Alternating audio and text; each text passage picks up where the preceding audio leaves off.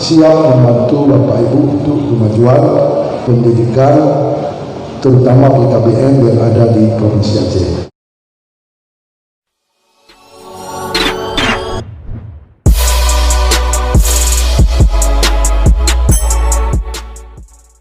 Baik, bismillahirrahmanirrahim. Assalamualaikum warahmatullahi wabarakatuh. Puji syukur sama-sama kita panjatkan kehadirat Allah Subhanahu wa taala. Selawat beriring salam kita sampaikan ke junjungan Muhammad sallallahu alaihi wasallam. Dan kami hormati Bapak Mustafa Al-Sifur, Pak Denny, dan teman-teman semua yang sudah bekerja 2 hari penuh di sini memikirkan, yang pertama saya memikirkan masyarakat, walaupun menamakan lembaga, tapi pada hakikatnya kita bekerja untuk masyarakat. Jadi terima kasih sekali, semua rencana sudah dipaparkan dan kami lihat semuanya sudah bagus dengan warna-warna sesuai dengan daerah masing-masing. Namun seperti yang kita sampaikan tadi, kita harapkan ada penajaman semacam rencana yang konkret supaya pada saat kita sosialisasikan pada teman-teman yang kebetulan tidak berkesempatan hadir, ini bisa mengerti supaya teman-teman lain juga bisa proaktif, peduli, jangan pernah patah semangat. Walaupun kita sebagai lembaga masyarakat yang selama ini merasa kurang diperdulikan, tapi sebenarnya kita sedang Allah pedulikan kita, Allah yang melihat kita. Walaupun zaman sekarang kadang-kadang apa yang kita sampaikan itu susah orang menerima karena orang selalu mengukur dengan nilai-nilai finansial. Sebenarnya dalam berbuat itu, kalau kita mau jujur, saya melihat semua dan sebagian besar ketua-ketua maupun pengelola yang ikhlas di lembaga masyarakat itu biasanya sering sehat terus, jarang yang sakit. Itu sebuah rahmat.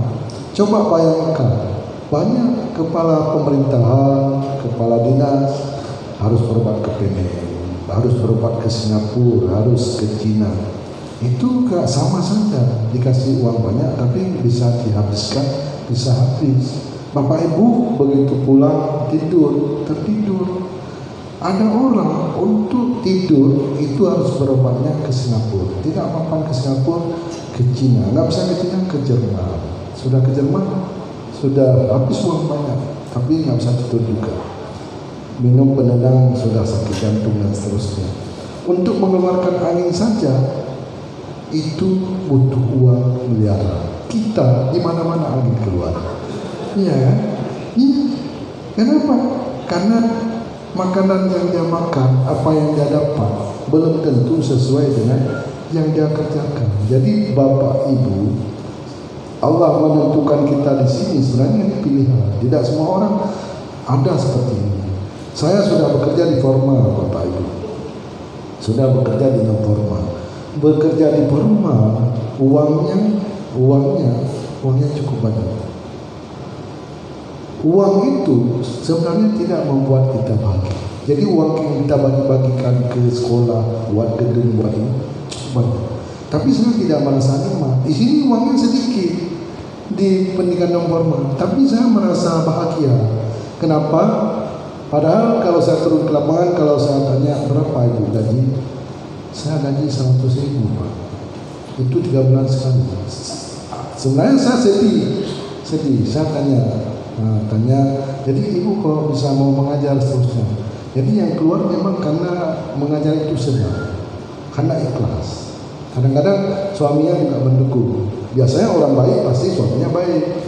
Kalau yang misalnya istrinya mengajar, tidak ada uang, suaminya nggak baik, pasti udah nggak jadi guru PAUD. Jadi itu keikhlasan, sebuah kebahagiaan. Makanya kami sebenarnya sebelum bubarnya PAUD Hikmah sedang memperjuangkan masalah besar menyangkut guru-guru. Memang sudah ada regulasi, beberapa regulasi untuk guru-guru non PNS, termasuk tutor-tutor yang non PNS, ada sertifikasi yang diberikan. Kita kan kekurangan informasi, sehingga tidak ada tutor di Aceh yang mendapatkan sertifikasi. Berapa jam, berapa tahun sudah mengajar, bagaimana cara memperoleh, apakah lembaga itu perlu akreditasi. Jadi ujung-ujungnya nanti lembaga itu juga diminta akreditasi. Berapa jam sudah mengajar, pernah enggak SK-nya dari awal dan seterusnya, pernah enggak membuat rencana pembelajaran dan sebagainya. Ini tidak ada. Waktu kita mau ajukan, mau kasih sampai ke teman-teman, tidak lengkap. Mengajarnya sudah lama, tapi tidak terdokumentasikan. Itu sama dengan kecil-kecil 20 tahun yang lalu kasih uang PMD. Saya teringat dulu karena rumah saya dekat Banasa, bapak selain kepala sekolah SD, bapak saya guru SD, kepala sekolah SD, kebetulan merangkap sebagai sekretaris. Karena di sana di kampung-kampung nggak ada orang pintar. Kalau ada kepala SD itu udah ada kapiter, jadi kecil, jadi sekretaris. Jadi begitu ambil uang PMD itu pembangunan desa, itu rapat beli kopi di warung, wali kopi nggak catat. Waktu diminta pertanggungjawaban apa ya kawan? Jadi jangan seperti itu. Jadi makanya diangkat sekretaris, dibilang saya teringat waktu kecil dibilang sama bapak, iban pak kecil dia. Minum boleh uang desa, tapi nggak dicatat. Orang kita menjadi masalah ini sebenarnya dokumennya tidak bagus. Dikasih uang BOP pun saya yakin bapak ibu tidak ada buang-buang uang itu. Paling kalau ada minum misalnya, makan mie dan sebagainya, itu kan bisa dibuat dalam rapat-rapat. Karena tidak pernah dicatat. Fikir apa yang saya tulis? Sebenarnya itu dokumen ini penting. Jadi kalau kita lembaga mau bagus, maka ditambahi apa yang kita buat supaya tidak salah, keliru, buatlah perencanaan sehingga apapun yang diberikan pasti bisa kita pertanggungjawabkan. Jadi semua kita ini harus kembali ke awal, pada niat awal. Kami di sini, saya di sini, yang bisa saya perjuangkan terus saya perjuangkan. Kan tidak mesti harus saya sampaikan, saya sudah memperjuangkan ini. Kalau tidak berhasil, kan malu saja. Kalau ada yang penting dirasakan. Misalnya apa yang sudah kita perjuangkan ke sana, saya implementasikan kayak tahun ini ada kegiatan-kegiatan kita buat nabikon, kita buat seperti ini. Jadi bentuknya awalnya memang harus penguatan. Setelah ada penguatan, setelah instrumen penguatan lengkap, baru nanti implementasi. Semua kegiatan itu diawali dengan workshop, dengan diktat, dengan penyusunan. Setelah itu pasti nanti di lapangan. Di lapangan juga begitu. Bapak Ibu misalnya dapat kesempatan untuk bekerja, untuk meningkatkan kompetensi. Seperti ini juga, bagaimana memberdayakan PKBM lain. Pasti membuat pertama sosialisasi dulu. Nanti pelaksanaan, bagaimana pertanggungjawaban. Semua kalau kita mau bersama, tidak mengharapkan uang perlu, tapi tidak mengedepankan, insya Allah pasti jalan. Program-program yang bisa ditularkan pada teman-teman yang sudah maju, yang sudah punya ide, itu diadopsi. Sesekali saya kepingin kalau PKB ini sudah lihat di grup kelompok, misalnya kelompok Aceh Jaya sudah berstudi ke Aceh Tengah, melihat misalnya cara jamur tiram misalnya. Saya suka seperti itu diadopsi. Misalnya di mana lagi ada proses ikan lele, kata melihat akan dikembangkan. Itu yang kita harapkan. Jadi nanti semua bisa maju. Misalnya Bapak Maimun tadi ada komputer dari sekolah. Bagaimana kerjasamanya? Berarti harus ada pendekatan. Pendekatan itu datang ke sekolah-sekolah. Kalau kita sudah menyatukan persepsi dengan sekolah, itu pasti sekolah banyak. Komputer, bangku, kursi itu yang bisa dihibahkan. Jadi yang paling penting kita tidak eksklusif sendiri. Kita minta panutan. Walaupun kita lihat di sekolah itu mungkin anak-anak pasti, tapi minta bantuan. Saya perlu bantuan Bapak. Ini sepertinya anak-anak buah saya makankan ke TU Bapak. Padahal TU beliau juga Senin Kemis masuknya. Dianggap. Jadi seperti itu. Masa komunikasinya pasti orang kalau kita sanjung, tapi kan kita bukan tujuan ke yang tidak betul, pasti diberikan. Kalau misalnya ke dinas-dinas, sampaikan boleh. Memang sering kita sampaikan. Kemarin waktu kita panggil keluarga semua kemari, kita sudah bilang bisa sinkron antara pendidikan formal dan non formal. Kemarin juga waktu masih Pak Haris, waktu pertama dibentuk Direktorat baru ini, PAUD Didasmen, PLT-nya Pak Haris dari Dirjen PAUD Dimas, beliau sudah sampaikan, saya catat dan saya rekam. Fasilitas sekolah itu boleh digunakan oleh non formal. Jadi kalau bisa pakainya SMA, sorenya pakai C, silakan.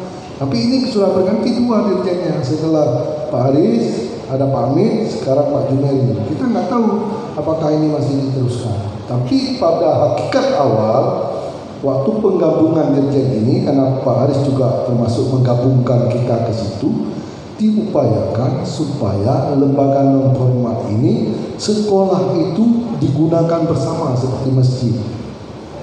Jadi orang non formal mau belajar pakai kan punya anak negara.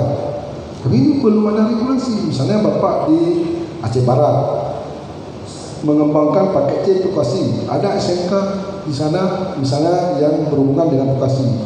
Jurusan apa misalnya? Komputer. Jadi Bapak nanti bisa gunakan buat MOU-nya. Paginya mereka gunakan, sorenya kita gunakan, atau waktu disesuaikan. Itu yang diharapkan. Makanya digabung. Sekarang tidak ada lagi Dirjen PAUD, Dirjen Pendidikan Dasar, tidak, satu dirjen. Diupayakan supaya nanti lembaga formal itu bisa juga digunakan oleh lembaga non formal, karena kita sudah satu. Kalau dulu bisa sulit. Ini awalnya. Juga informasi-informasi dulu katanya kalau ada Polmas susah, nanti Polmas satu dirjen, pendidikan dasar satu dirjen, sehingga kebijakan Bapak Menteri atau kebijakan Bapak Presiden nggak sampai. Ya udah dibuat satu dirjen. Jadi ini tidak tertutup kemungkinan kalau Bapak Ibu misalnya datang ke sekolah pasti diterima. Tapi kadang-kadang karena belum ada aturan, egonya kepala pasti ada. Orang kan jangankan kepala PKBM aja kalau datang orang PAUD ke PKBM siapa itu? Ya kan? Masih ada egonya. Makanya kita ya hormati ego beliau, tapi kita terus berupaya supaya kita bisa masuk ke dalamnya, supaya kita bisa, yang penting mau dulu berkomunikasi. Bapak kalau ada anak-anak putus yang kira-kira Bapak nggak sanggup urus, pindahkan ke saya. Jangan yang dikeluarkan. Buat aturan di sekolah ini yang kira-kira tidak menyenangkan sekolah, terlalu disiplin, ada paket C yang kurang disiplin, dan kita sejajarkan, pasti diberikan. Yang penting bagaimana kita mengkomunikasikan dan bagaimana kita melakukan kerjasama dengan baik. Walaupun kadang ada yang sulit, cari lagi yang lain, insya Allah bisa. Kita juga memberi edukasi ke kadis-kadis, karena ini kita sudah ada fungsi memberi edukasi ke kadis untuk mensinergikan program-program kita. Kalau nanti balai besar ini jadi, kan uang-uang DAK, uang BOP, uang-uang semua kan di balai besar. Pasti kepala dinas yang berhubungan dengan kita. Kan tinggal kita kasih tahu aja. Ini PKBM yang ada di sana bagaimana? Pernah nggak dipeduli? Pasti kita bisa kasih tahu. Cuman orang PKBM jangan nggak open, karena datang pun nggak. Saya yakin nggak pernah datang. Karena ke saya aja yang bisa membantu langsung PKBM nggak pernah datang. Apalagi ke sekolah kan? Artinya nggak pernah datang. Mana lewat sekolah, di belakang sekolah, ada. Jadi upayakan ke depan kerjasama, minimal jumpai Pak Kadis. Makanya perlu komunitas PKBM ini penting. Jadi kelompok-kelompok PKBM ini perlu diajak semua PKBM. Ayo kita minta waktu Pak Kadis sekali, kita mau ngobrol. Kalau tidak bisa di kantor, di warung. Tapi ada pemikiran-pemikiran Pak Kadis membantukan masyarakat, karena banyak sekali masyarakat yang putus sekolah, yang menjadi tanggung jawab kita bersama. Pasti kiranya mau seperti. Nanti habis Kadis bisa Bapeda, bisa DPR, bisa Bupati dan seterusnya. Mungkin itu harapan Pak Denny, karena hari Jumat. Terakhir Bapak Ibu nanti setelah ini sudah disediakan makan, bisa makan, terus yang sholat Jumat ada masjid dekat sini, kemudian bisa pulang. Kalau yang bosnya malam nggak apa-apa, malam keluarnya. Kalau paginya nggak apa-apa, berarti besok pagi. Nggak apa. Yang penting kalau yang sudah mau pulang setelah makan sudah kita izinkan, Sebelumnya nanti akan ada penyelesaian administrasi. Kalau misalnya transportnya ada kurang-kurang disampaikan, jangan didiamkan. Walaupun 20.000 kurang, mungkin ada apa, nggak apa, nanti kita ganti. Yang penting peserta yang datang di sini jangan dirugikan. Itu kunci kita. Karena model kita ini tidak untuk membuat orang itu susah. Karena kita masyarakat. Pendidikan masyarakat beda dengan formal. Saya sudah duduk di formal. Kalau di formal ditulis 10.000 bayar. Kalau kita bisa tambah. Misalnya nih, di Aceh Tenggara ada transit di Medan. Terus kan ada makan, nunggu. Boleh, nggak apa. Nanti dibuat sedikit, kan ada makan. Kasih, nggak apa. Daripada potong dari transport. Jadi nggak ada persoalan. Kami sangat fleksibel. Memang saya yang suruh buat begitu. Upayakan peserta kita datang dengan senang hati, pulang dengan sangat gembira. Seperti itu. Demikian. Terima kasih. Demikian, sekali lagi kami mohon maaf atas nama panitia, atas nama penyelenggara. Kami juga manusia biasa, tentu tidak luput dari kesalahan. Ini mohon maaf. Pertemuan ini tidak cukup di sini. Bapak Ibu kalau ada buat rencana-rencana di kabupaten kota, boleh mengundang kami. Yang penting undang lebih cepat, beberapa hari. Tidak perlu ada uang. Kami siap datang. Karena kami siap membantu Bapak Ibu untuk kemajuan pendidikan, terutama PKBM yang ada di Provinsi Aceh.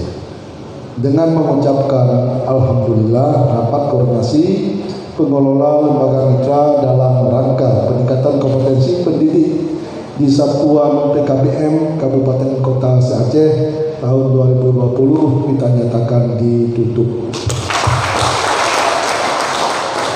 Mohon maaf, kami akhiri wabillahi taufiq. Assalamualaikum warahmatullahi wabarakatuh.